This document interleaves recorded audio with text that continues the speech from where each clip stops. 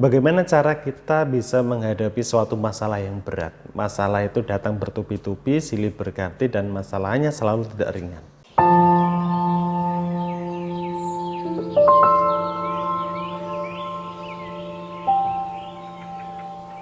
Oke, Assalamualaikum warahmatullahi wabarakatuh. Salam sejahtera untuk kita semua. Kembali lagi dengan saya Kang Nur di channel saya Kang Nur Kendam Putih. Ya, dan pada video kali ini saya ingin mengulas salah satu pertanyaan yang masuk di inbox saya, ada di Instagram saya. Itu pertanyaannya adalah bagaimana caranya Kang Nur untuk menghadapi suatu masalah yang berat.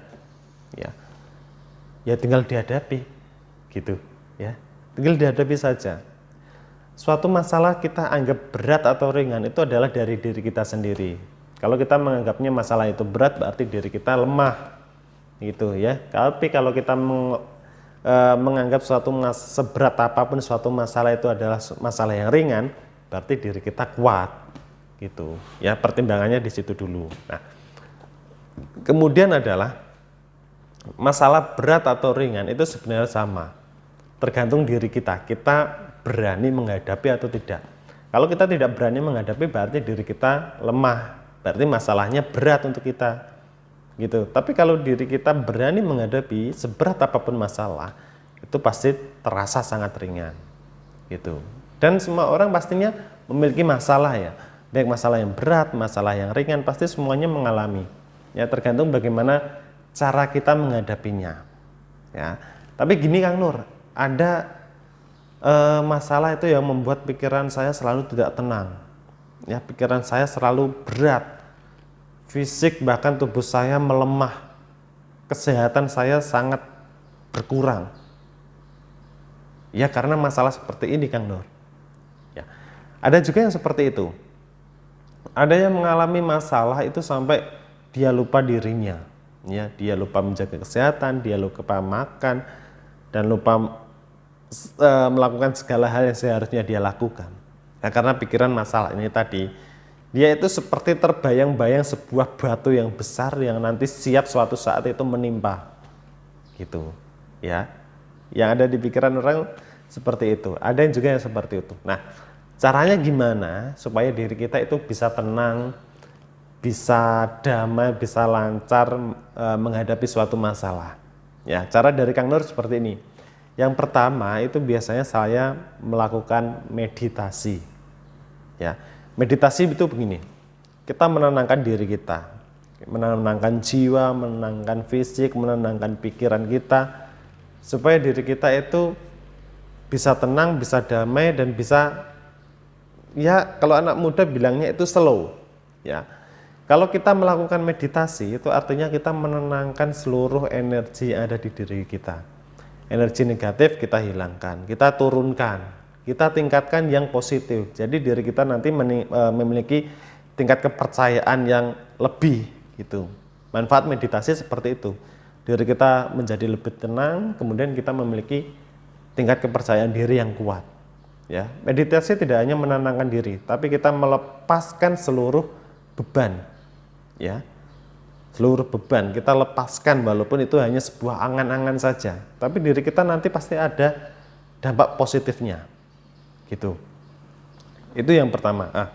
Ini sudah saya rangkum juga ya. Itu yang pertama adalah Kang Nur melakukan meditasi. Nah, kemudian tidak lupa juga ketika kita melakukan meditasi ya, selain kita melakukan meditasi, kita berbanyak berdoa dan berusaha ya.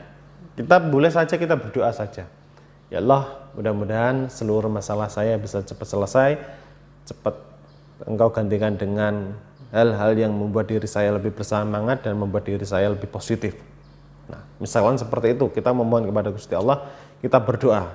Tapi jangan lupa juga kita berusaha, minimal adalah untuk mengurangi, untuk sedikit-sedikit menyelesaikan masalah-masalah seperti itu. Gitu. Jadi kita berdoa, kita bermeditasi, tapi kita jangan lupa juga untuk berusaha. Artinya kita melakukan kerja fisik gitu. Ya, tergantung porsinya lah, tergantung masalah Anda seperti apa gitu. Nah, kemudian yang ketiga adalah ini, melawan rasa takut. Ya, kadang kan yang seperti saya sampaikan tadi ya. Kadang ketika seseorang itu ditimpa suatu masalah, dia akan terbayang-bayang suatu batu yang besar ya, yang setiap saat akan bisa menimpanya. Nah, rasa takut inilah yang harus kita hadapi. Ya, rasa takut inilah yang harus kita hadapi. Kita harus jalan di bawah batu yang besar itu, kapanpun batu itu bisa jatuh menimpa kita. Kalau kita berani, kita akan berjalan biasa saja. Gitu. Kita yakin kalau masalah itu belum saatnya selesai, maka kita harus hadapi terus. Kita harus berani menghadapi. Ya, ketika masalah itu sudah selesai, nah itulah nikmat kita melakukan usaha, kita berani pada hal sesuatu. Ya, jadi rasa takut di diri kita itu harus kita hadapi. Ya, salah satunya adalah itu tadi, kita meditasi, kita berdoa, kita berusaha. Ya, itu nanti bisa meningkatkan rasa kepercayaan diri. Kalau sudah rasa percaya diri ini meningkat, maka rasa-rasa takut, rasa bimbang seperti itu nanti secara perlahan nanti akan menghilang. Gitu. Itu poin yang ketiga ya tadi ya. Menghadapi rasa takut. Nah, kemudian poin yang keempat, ini ada yang namanya optimis. Ya, optimis artinya kita yakin, kita percaya diri kalau diri kita itu bisa. Ya, kita optimis. Ada banyak sekali orang yang saya temui ketika datang ke saya. Karena saya ada masalah seperti ini, bagaimana solusinya? Saya beri solusi. Nah, kalau nanti saya melakukan itu kemudian dia tiba-tiba begini, terus gimana Kang Nur? Saya beri solusi lagi seperti ini. Nah, tapi nanti kalau semisal seperti itu, apakah dia akan seperti ini Kang Nur? Saya berikan solusi lagi. Nah, kalau seperti itulah terus, itu tandanya Anda tidak memiliki kepercayaan, Anda tidak optimis pada diri Anda sendiri. Ya, jatuhnya adalah Anda ragu. Ya, jatuhnya adalah Anda ragu. Anda berusaha ini nanti adalah setengah-setengah, tidak full percaya diri, tidak full dengan optimisme yang bisa Anda dapatkan. Gitu.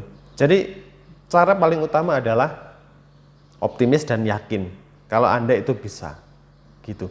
Semua orang memiliki solusi, semua orang memiliki masalah, tapi semua orang memiliki cara yang sebenarnya sama, tapi diri kita sendiri yang membuat berbeda.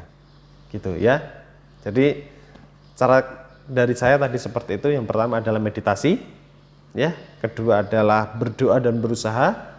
Ketiga adalah menghadapi rasa takut, dan yang keempat adalah optimis. Ya, kalau Anda tidak bisa optimis, maka sulit bagi Anda untuk menghadapi suatu masalah. Ya, dan mungkin itu dulu solusi dari saya. Semoga bisa memberikan tips untuk Anda, bisa membuka wawasan untuk diri Anda, dan sampai ketemu di video selanjutnya.